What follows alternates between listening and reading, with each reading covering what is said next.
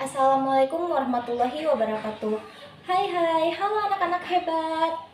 Apa kabarnya kalian hari ini? Semoga selalu dalam keadaan sehat walafiat ya.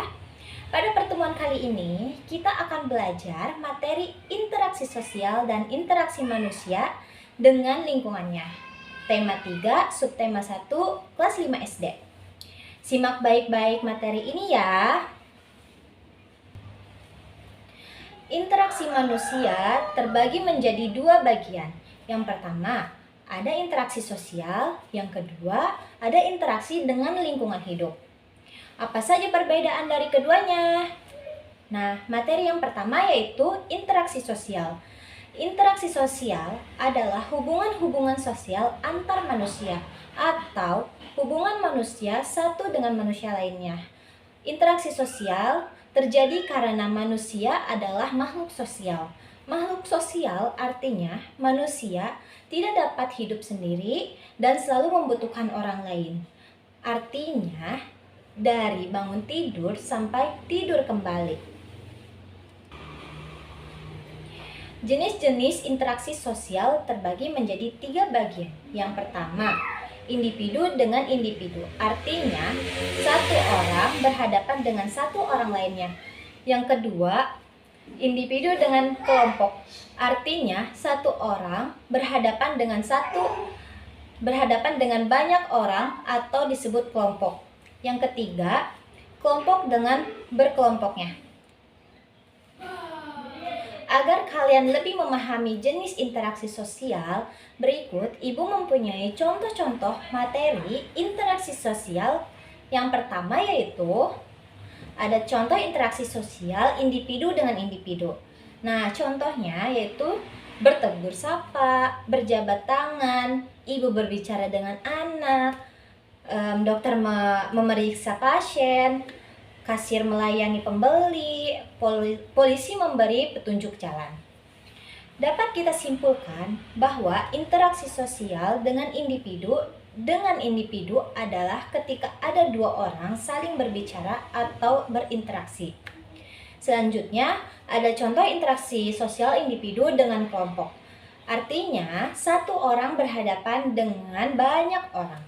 Yang pertama, ada guru sedang mengajar muridnya. Satu orang guru berhadapan dengan kelompok muridnya. Yang kedua, ada seorang ustadz sedang berceramah di depan jamaah. Yang ketiga, ada Soekarno-Hatta sedang berpidato di depan khalayak umum.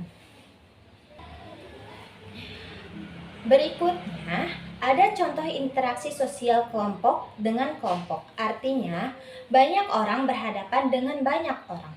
Nah, yang pertama yaitu dua tim bola bertanding sepak bola.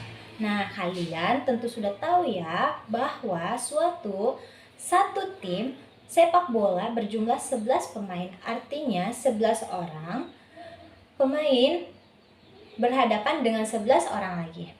Nah, yang kedua ada dua tim bermain tarik tambang. Yang ketiga, ada kelompok pramuka bekerja sama dengan kelompok PMR. Materi selanjutnya yaitu interaksi dengan lingkungan hidup. Nah, interaksi dengan lingkungan hidup merupakan interaksi antara manusia dengan lingkungannya yang terbentuk secara alami, yaitu gunung, sungai, rawa merupakan contoh-contoh lingkungan alam. Contoh-contoh interaksi dengan lingkungan hidup atau alam, yang pertama yaitu petani sedang menggarap lahan pertaniannya. Artinya, petani sedang berinteraksi atau melakukan kegiatan di lingkungan alam berupa persawahan. Yang kedua, ada nelayan mencari ikan di laut. Artinya, nelayan berinteraksi dengan lingkungan alam berupa lautan untuk mencari hasil bumi berupa ikan.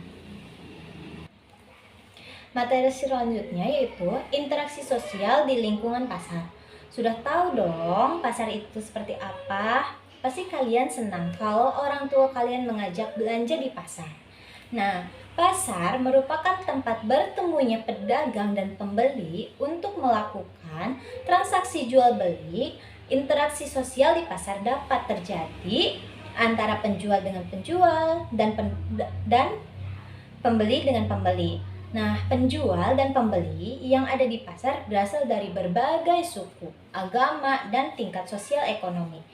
Oleh karena itu, dalam melakukan interaksi sosial diperlukan rasa, toleransi, dan tanggung rasa yang tinggi agar kerukunan tetap terjaga.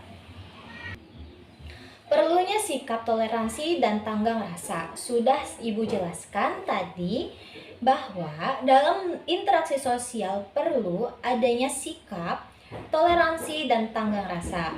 Toleransi adalah suatu sikap saling menghormati dan menghargai antar kelompok atau individu dalam masyarakat atau dalam lingkungan hidupnya. Tanggung rasa adalah suatu sikap hidup dengan ucapan, perbuatan, dan tingkah laku yang mencerminkan sikap yang menghargai dan menghormati orang lain. Nah, Ibu mempunyai manfaat. Nah, manfaat jika kita memiliki sikap toleransi dan tanggung rasa diantaranya yang pertama, ada kerukunan akan terjaga. Yang kedua, ada persatuan dan kesatuan akan meningkat.